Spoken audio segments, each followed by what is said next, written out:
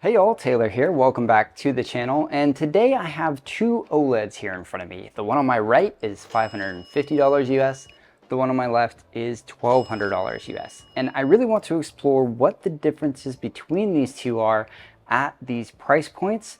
And I'm going to be talking strictly in a PC gaming perspective, so no console, no productivity in this video. Those might follow later. Today it's going to be all about PC gaming and what each of these has to offer at those price points. So let's go ahead and check them out. A disclaimer before we get into it, this video is not sponsored. INNOCN did send me this monitor for free in exchange for a review video, which I've done prior, and I bought the Alienware with my own money. No one is paying me to make this comparison, and I will have links to each of these monitors in the description below. If you want to show your support for the channel in this video, hit that like button and subscribe.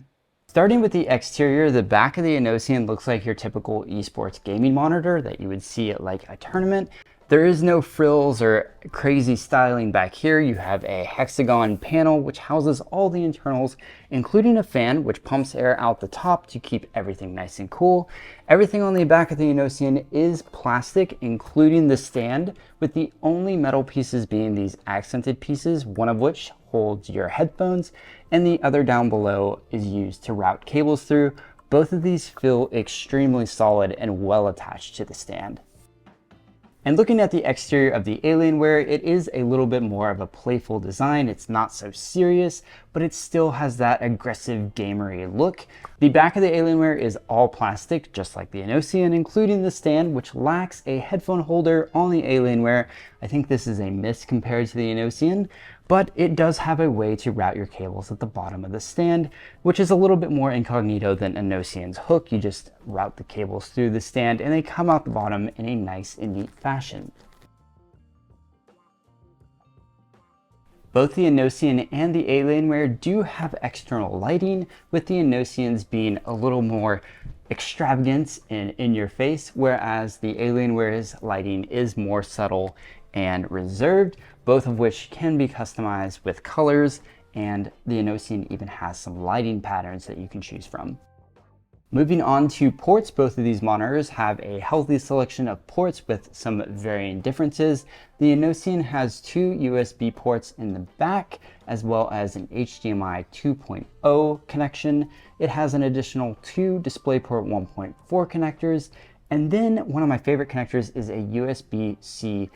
This is DisplayPort Alt connector, so you can run a video signal through it, and it will charge your devices up to 65 watts. So if you had like a laptop or something you wanted to connect it to, you could do that. It also has an audio out port as well if you want to hook up some headphones, and it has a barrel style charger.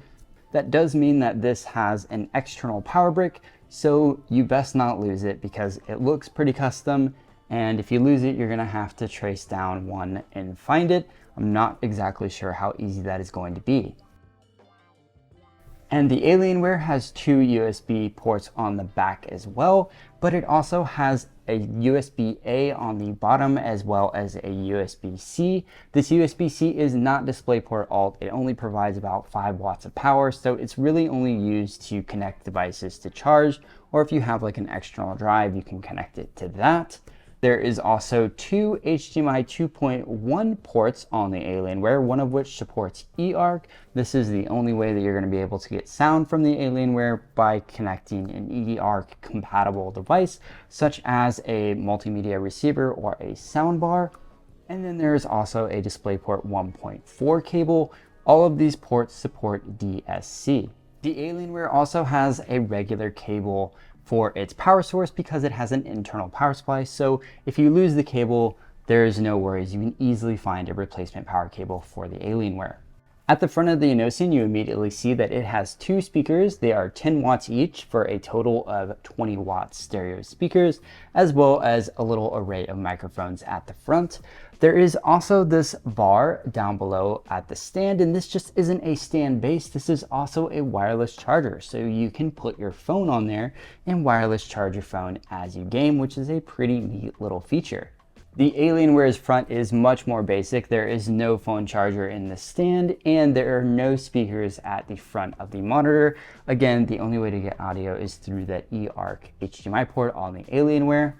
You will also immediately notice that the INNOCN is a flat display. At 27 inches, the flat display is pretty typical of monitors, and the Alienware at 32 inches has a curved display, which normally I'm not a huge fan of curved displays because the curve is distracting, but on the 32 inches on the Alienware, I think the curve is very tasteful and immersive when it comes to gaming. Another not so obvious difference on the panels is the INNOCN has a matte display, so it has an anti-glare coating that is going to be able to diffuse light better and reduce reflections, whereas the Alienware is a glossy coating. It is more mirror-like. It is going to pick up more reflections and more light and bounce that back at you, which could cause distractions. And another difference is the underlying technology behind the panels. The INNOCN is a WOLED panel, which means when it comes in contact with direct light, it is not going to wash out as much. It will wash out a little bit, as typical with all OLEDs, but it will not wash out as much as the Alienware,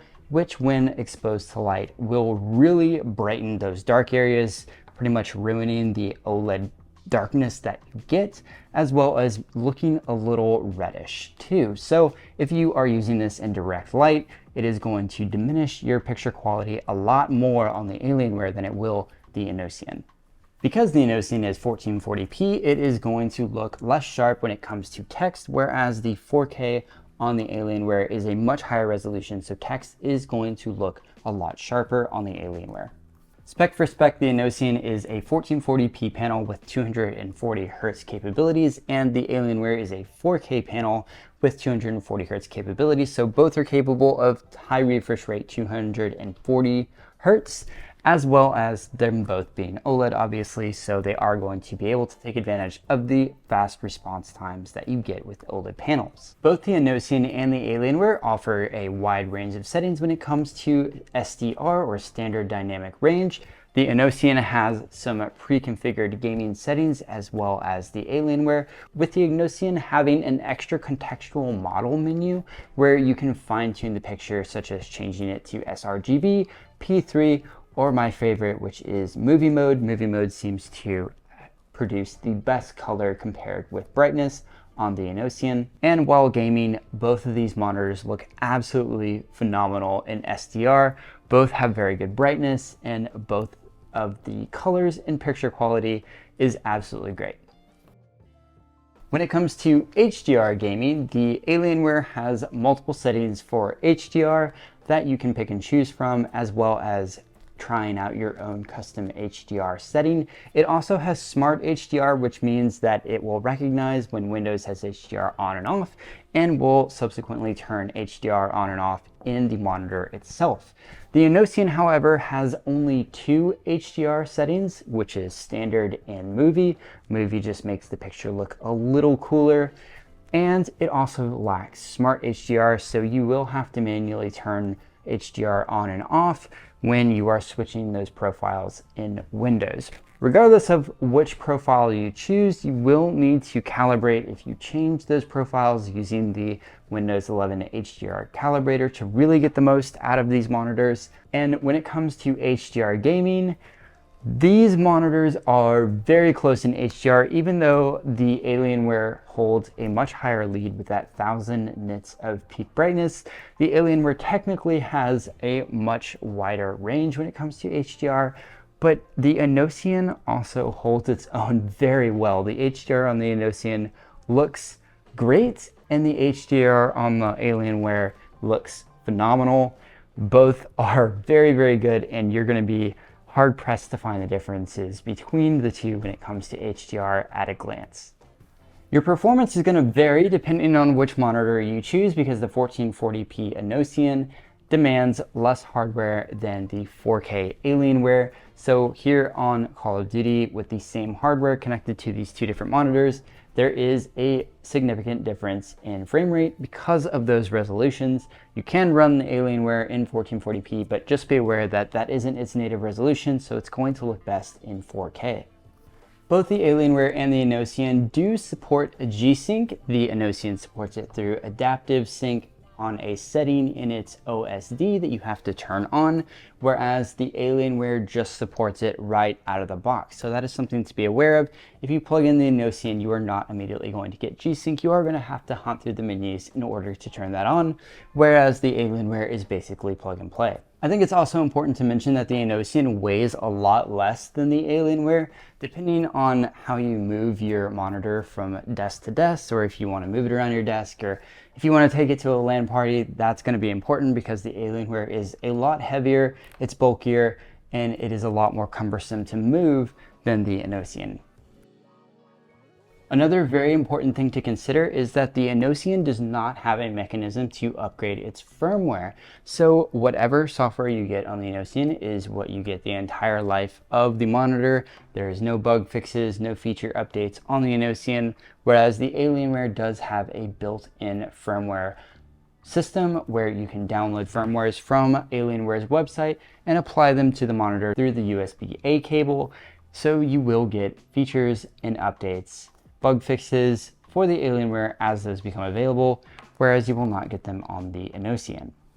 You are getting a lot more safety features when it comes to OLED health on the Alienware. It has systems for pixel refreshes and panel refreshes, which are two systems that work in tandem to preserve the life of the monitor, whereas the INNOCN doesn't have any such system. The only thing it has is out of the box, it will turn off the monitor after 3 minutes of inactivity, which I promptly disabled because that just got very annoying. So the Alienware system is much more sophisticated, much more mature, and more importantly, the Alienware has 3 years warranty on the panel for OLED burn-in, whereas the INNOCN only has 1. So that is a big thing to consider. You're getting 3 years on the Alienware and 1 on the INNOCN. So do keep that in mind when making a decision on either of these two.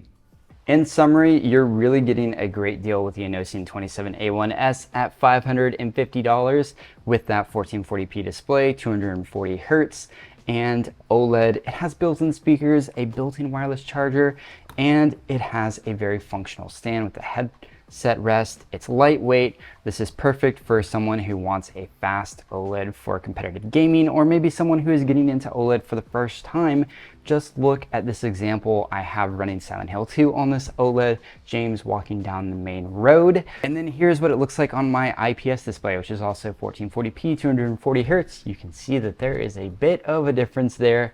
And same thing here in Call of Duty running towards the building. This is on the OLED.